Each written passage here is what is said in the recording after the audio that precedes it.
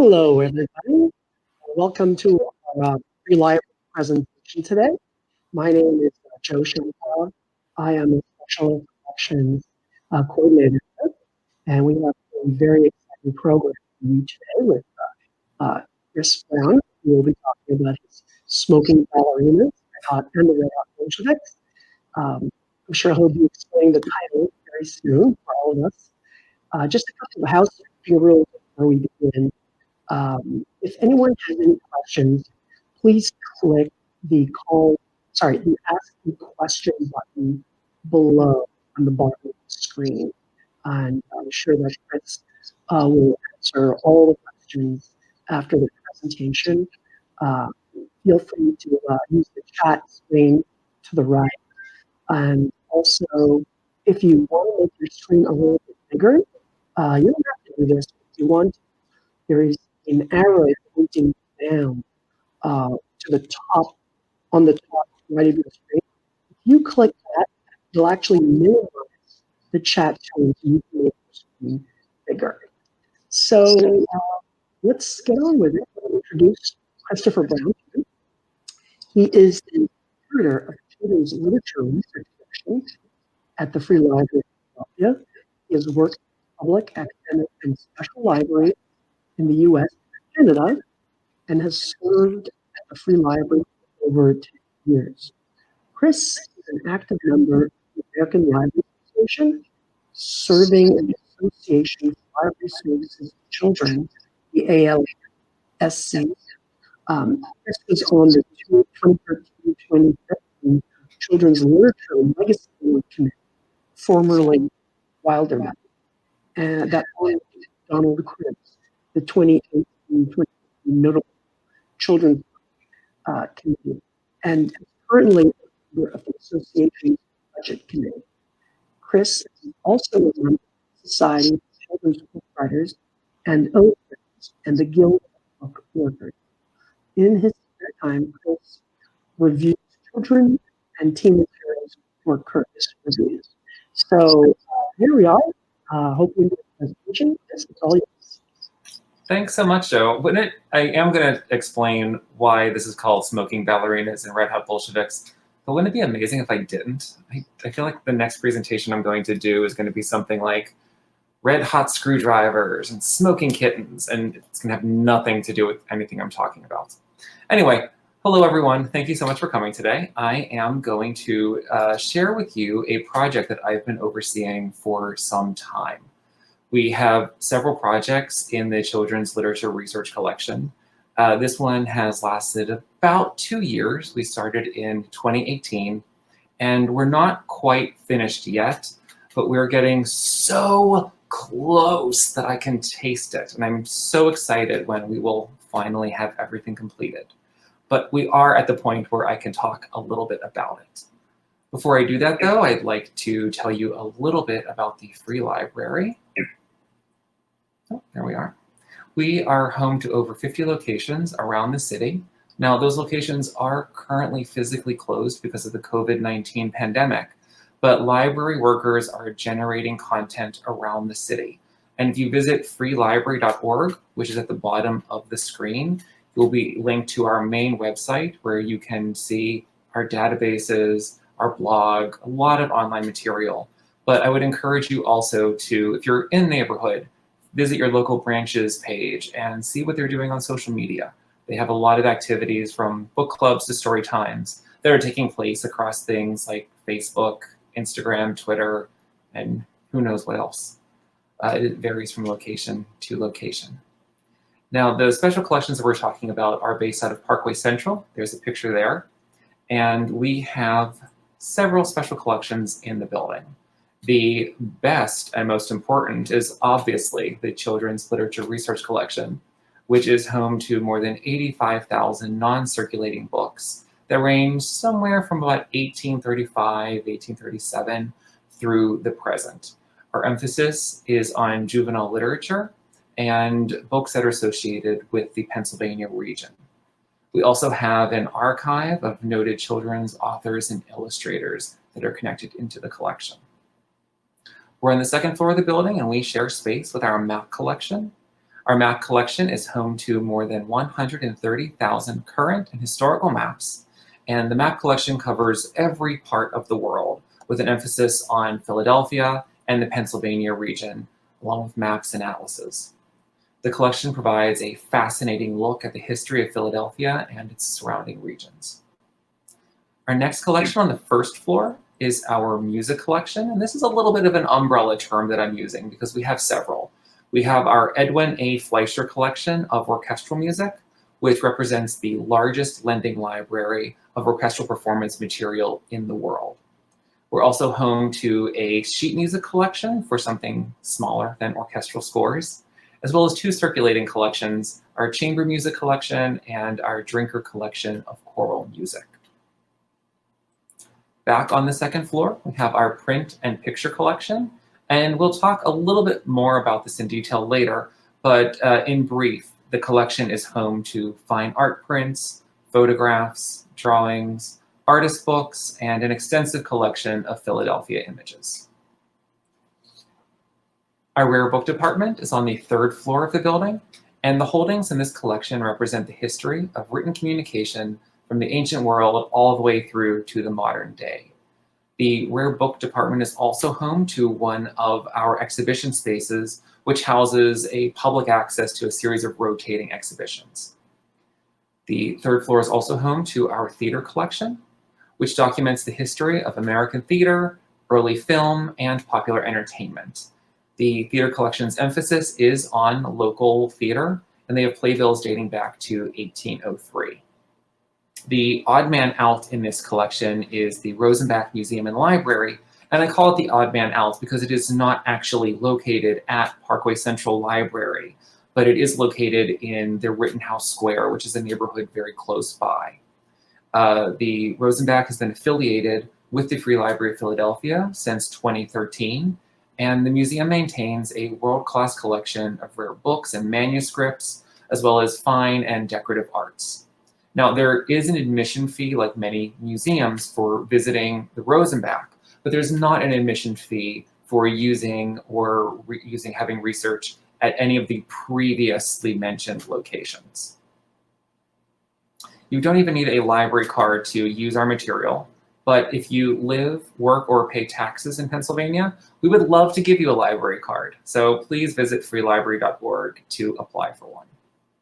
Whether you have a card or not, I hope you'll take advantage of the services we offer in special collections because we do a lot of things.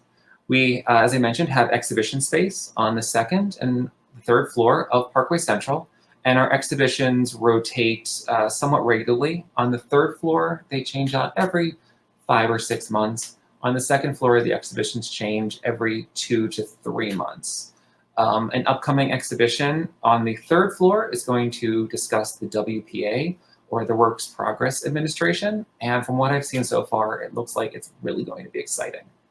On the second floor, we had just opened an exhibition on the Pennsylvania Horticultural Society and the Philadelphia Flower Show, and it didn't really get the full run that it needed, so when we eventually reopen, we're going to feature that again for a few weeks, just in case you had a chance to not see it, you'll get a chance to come in. Besides doing exhibitions, we also have researchers who use our collections. These could be small individual groups of both scholarly and casual researchers. It could be a slightly larger group, or it could be a class, and that class could range anywhere from elementary school all the way through till graduate school. We also do a variety of programs. While we are closed, we're not doing any programs in person for public safety, but we do have an online repository of material. And there is a link down below, bit.ly/funwithflp spec-call, that will take you to an entire host of material. That includes videos, podcasts, activities and games. There's really something for anyone. And it also has the video series of our hands-on history, like this one, which brings me back to today's topic of Frances Lichten. Frances Lichten was born in 1889 in Bellefonte, Pennsylvania. And if you're not from Pennsylvania, yes, that is how we pronounce it. I don't know why. She showed a lot of artistic talent from a very young age, and that talent allowed her to go on and study at both the Philadelphia Museum School of Art and the Pennsylvania Academy of Fine Arts. Her interests and her focus were in folk and decorative arts, and she worked in that area for the majority of her career. She was also the partner of Katherine Milhouse, and they shared a home and studio for over 40 years. If you know children's literature, you probably recognize the name Katherine Milhouse. She was the author of the 1950 book, The Egg Tree, which subsequently won the 1951 Caldecott Medal. She was an incredibly prolific author, and a lot of her work still holds up today, so I encourage you to seek out and find it. The inclusion of these papers has provided a more robust look into the relationship of the two ladies. And I'm glad that we have a chance to share it and look at it and learn a little bit more about them. But enough about Katherine, we're here to talk about Frances. Frances Lichten was also an author. She wrote several books. I have a few highlights here. In 1941, she wrote The Folk Art of Rural Pennsylvania. In 1954, she wrote Folk Art Motifs of Pennsylvania. She was very talented artistically. She was not talented with titles. In 1958, she wrote Fraktur, the illuminated manuscript of the Pennsylvania Dutch, and I cannot make fun of this one because it was published by the Free Library. And her only foray into children's literature was They Live in South America. Now, she didn't write this one. This was written by Alice Daglish, but she co-illustrated it, and she co-illustrated it with Katherine Milhouse. Based on her publishing history, you probably have an idea of what her artwork looked like, and I've put up one of her book plates as an example. This was created for the Free Library's Rare Book Department in 1956. So as you think of her artwork, you're probably thinking of two things: birds and flowers, flowers and birds. It's nice, but it'd be better with a flower and a bird on it. That was the style that she was following. And in fairness, that is what we're representing of her work online. If you visit our digital collections currently, all you'll see of her artwork is her Fraktur or her Pennsylvania Dutch artwork. This project is going to change that, but I'm going to give you a little bit backstory of how that all happened. In 2018, I had a conversation with the curator of the print and picture collection, Laura Straffolino. We realized that we both owned artwork by both Milhouse and Lichten, and the combination of having the same artist represented in two places was very confusing for staff as well as the public. At that time, the special collections had only recently joined together, and the way we handled material was a little bit different. So for a researcher coming in, you'd have to make 2 appointments, and you'd handle the material in a slightly different fashion, and that's confusing and not very good customer service or patron service. So we decided to combine the collections. The Children's Literature Research Collection had a much larger holding. We have about 78 boxes of material of both ladies. And the material in print and pictures represented about 2 boxes worth of material. So it made more sense for the print and picture collection to come to the Children's Literature Research Collection. This was a win-win for everybody because it allowed researchers to have kind of a one-stop shop and not have to worry about making multiple appointments. It gave a little bit more room to the print and picture collection to expand their holdings. And it gave the Children's Literature Research Collection a more robust look at the materials of both Frances and Katherine. This is especially true for the Frances materials because we didn't have a lot or as much as we had of the Katherine Milhouse collection. And as we go through, I'll show you about how we've enhanced her work online to learn a little bit more about her. As you can see here, we have a chance to explore a more robust collection of her artwork. For example, we can now put materials online from Lichten's earlier years. This piece is from 1905, and it is hand-lettered and hand-colored on board. Now, I don't want to imply that the print and picture collection would not have put these online. But as I mentioned, it was a very small collection, and it was not a big priority for them. Because this was joining our collection and was part of a much larger collection, it was a priority. So this is going online much faster with us as a result. When we put it online, we'll include all of the information about the piece. And if Middle English isn't your jam, we will also include it in modern English, modern translation. On this piece, I have highlighted a note on bottom that lists that she did this when she was 16 years old. And I don't know about you, but I now feel like I've completely squandered my youth doing other things. We're also able to look at Frances Lichten's figure studies. And as we can see here, we have an example of some of her early work, and we can compare and contrast the way that she was developing as an artist. The boy in the loincloth on the left was done in watercolors. The ballerina in repose was done in a block print of some type. We haven't scanned these yet, and when we do an archival scan, we'll be able to zoom in really, really close and be able to see every pencil mark, every brushstroke. But at this point, these are just personal photographs that I've taken. I can't guarantee that this is a lino cut, but if I were a betting man and Las Vegas was open, I would think that it probably is. In our figure studies, we can also see how Lichten was growing as an artist. We can compare this ballerina with these ballerinas. And I have to say, the ballerina on the left is one of my absolute favorite pieces from this transfer. I am completely obsessed with it. It's half of the reason that I have titled this as Smoking Ballerinas, just for one piece of artwork. But we can see how Lichten was growing as an artist. The first ballerina, she's experimenting with paper types. The first one, we have her on a very heavy, thick board. The Smoking Ballerina is on a much thinner piece of paper. And then the three ballerinas in repose are on a very, very thin piece of handmade paper. It's almost gossamer thin. I'm terrified to touch it. It's so delicate.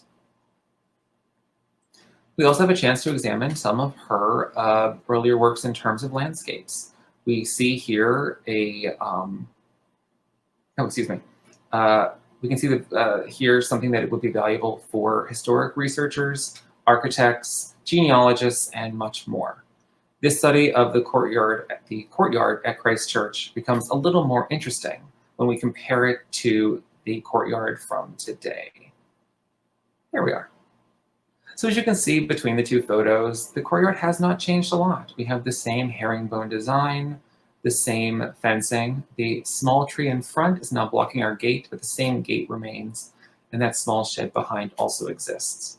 It seems that the tree that's furthest away from us is the same tree in the sketch. The middle tree may be the same. I'd love to talk to an arborist who could potentially tell us a little bit more about these and help date our piece. Now, I mentioned that this project is taking us 2 years, and the landscapes are the reason for that. Sometimes we're able to document where they are. In this case, Lichten has played very fair by telling us exactly where in Philadelphia the image was taken, and we can walk there and see where it is and provide additional information, but other times we can't. The larger grouping of landscapes come from a tour she took of Europe in the 1920s. And in those situations, we have to do a little bit more detective work to find out where things were taken. Most of the illustrations have the name of the city written, and beyond that, we know nothing else. So we look at a map of the city, and we look for monuments that are captured in the landscape. It could be churches, towers, castles, etc. Once we find and locate that building, we're able to go into Google Maps and see if we can find the specific angle. For example, this was illustrated on the southeast corner of the church. And we're lucky in that when Google Maps aligned, it aligned almost perfectly with the illustration. Sometimes we get super lucky, sometimes we don't. Not every illustration has such a noticeable landmark in it. Or because these were taken between the war, sometimes the monuments have been knocked down, or they've been bombed out, or they've been removed. So we can't do this with every piece. But as we go through and we do more and more of them, sometimes we get incredibly lucky. This next piece is one of my favorites because there were no landscape features in there that were especially discernible. But while walking around and looking for churches, we stopped, and I don't remember if it was myself or my assistant Ainsley at the time who saw this and said, wait a second, I know that building. And then you run back and you go through your file of previous images. And we said, hang on, same slanted roof, same join, same wall, we found this. So it is through happenstance that we've been able to document and mark these. Another piece that I thoroughly enjoy is this landscape piece. Now, this was pretty easy to find because we had the tower in the background to mark it. But because of our searching, we were able to find the exact street address that's pictured. And you can see it in the photograph with the teal door. In the sketch, there was a person sitting outside. So for someone who's doing research on the city or potentially is looking for genealogical information about a family member or ancestor who lived at this house, not only do they now have an illustration of their home, but they also potentially have a sketch of someone in their family who lived at that home at the same time. It really makes it incredibly exciting for me. To do that, we have to add a lot of metadata and a lot of information. So let's take a look backstage at what the free library has. We saw the illustration up, and in the teal box, I've now put up a panel that is the backside of our digital collections. This is a place where library workers, library volunteers will go through and they will add in information. And the more information we're able to include, the more information people on the front end are able to see and search out. And sometimes they're searching directly in our collection. Sometimes they're doing a general Google search, and a web crawler has gone out and has found this information and it pulls it back in to bring us higher up into their Google searches. The more information we have, the better. But we have to change a little bit of our metadata to make this more useful for everyone.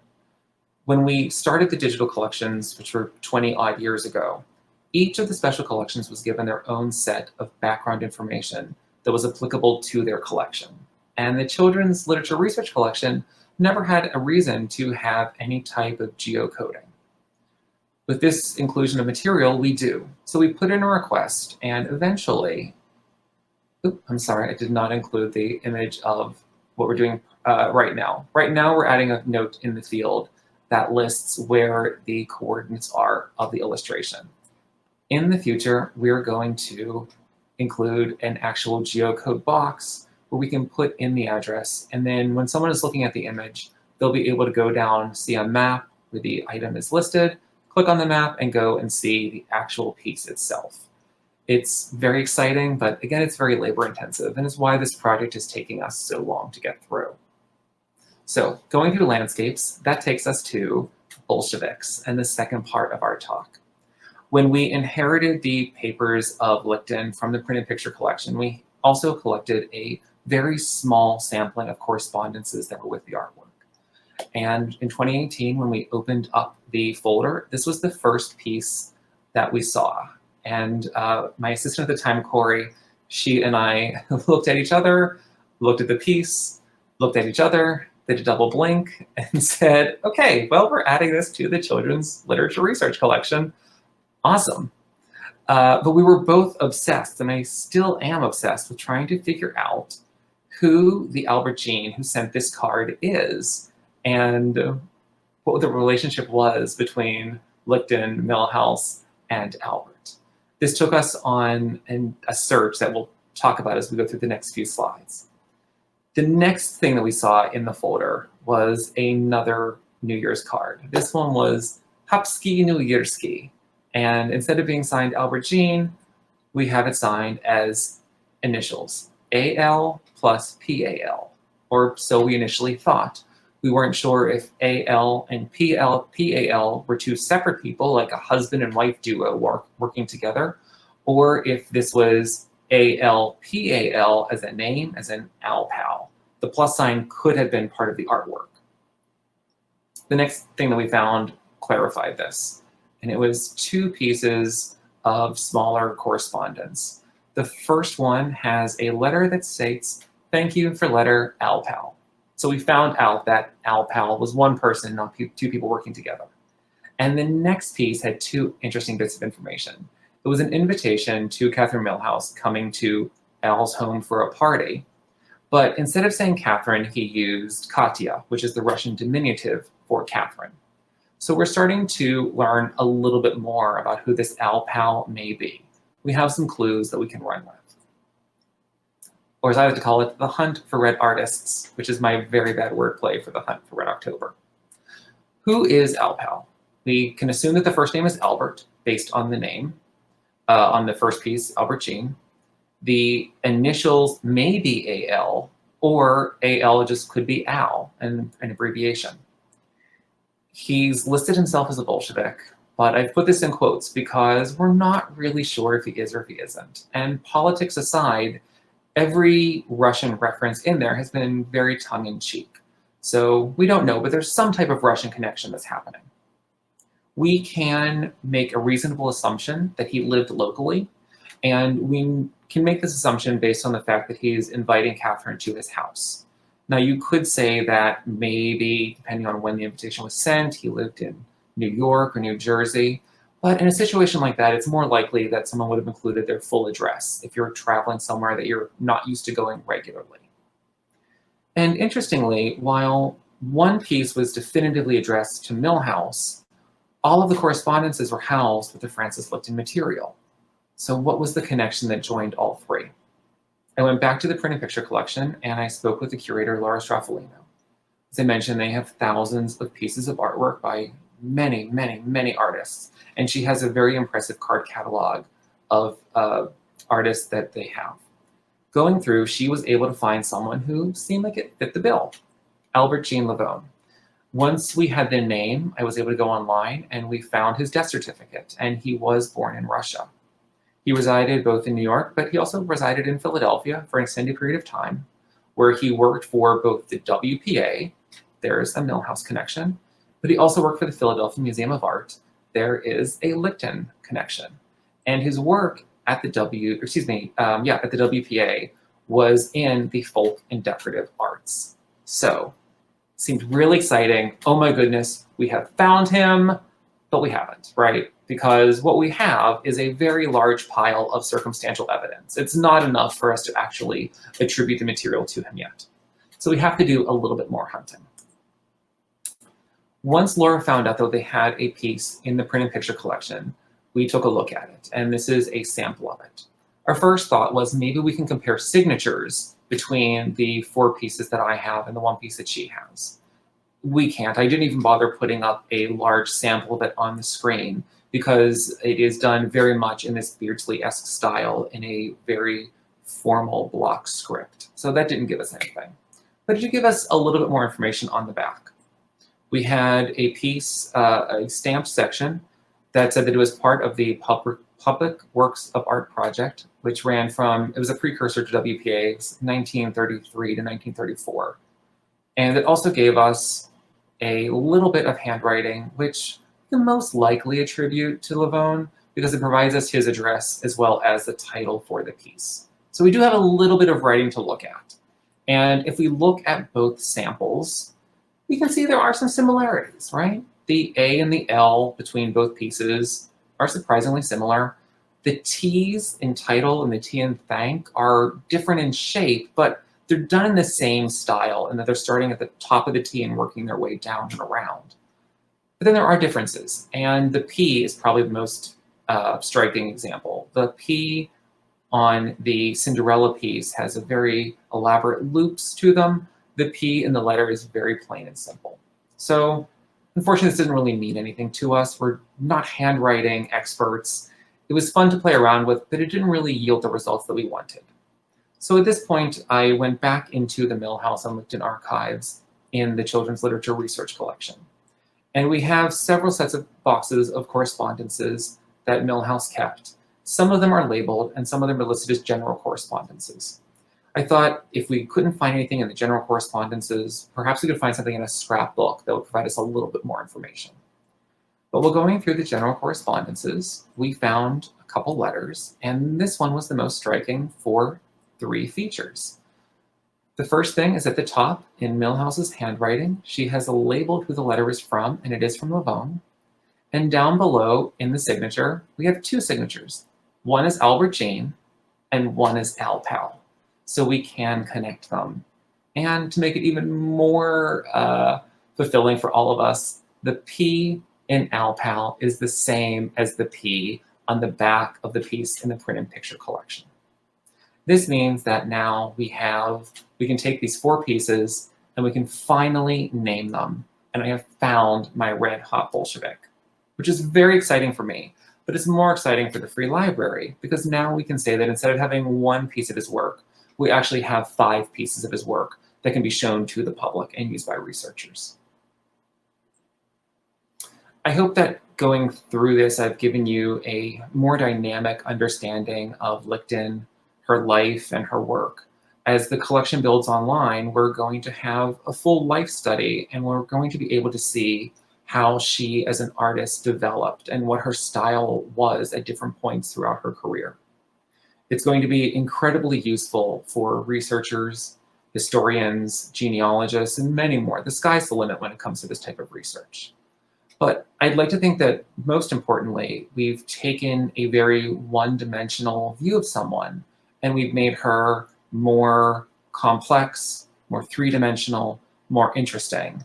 And as a result, we can sort of update this image of Frances Lichten into something that is potentially a little more realistic and maybe a little bit more ba-ba-ba-boom.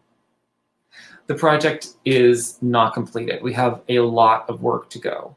We're still writing the metadata. We're still finding the information about all of the landscapes. We need to take this material and send it down to our scan lab to be scanned, to be put online. There's a picture there of it. And we also need to rehouse the material.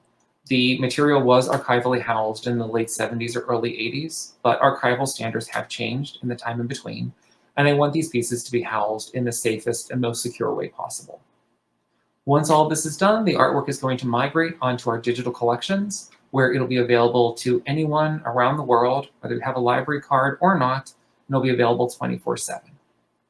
We're going to take those images then and we're going to update the Millhouse and Lichten finding aid, and we're going to include them so that if you go through the finding aid, you may be able to see the title of the work, click on the link online, and it'll take you right through to view it. So make it much easier for the general public to appreciate the material. Now, I've been yammering on, but this was not a solo project. There are many people who worked on this, and I have to give tribute where tribute is due. Ainsley, Dan, Corey, and Pat have all worked very, very hard in finding metadata, doing web searches, finding anything they can to enhance the material that we're providing. Ainsley in particular was such a fantastic detective at finding and locating various houses around Europe. Kevin and Laura in the print and picture collection, their work was invaluable at helping us track down part of the information so we can expand our holdings and our knowledge, and I thank all of them. As the project continues, there are going to be many more names added to this list, and when the library eventually reopens, if you're interested in volunteering for us and adding material, we're more than welcome to have you. Just put a comment in the comment field, or you can send me an email at brownc@freelibrary.org.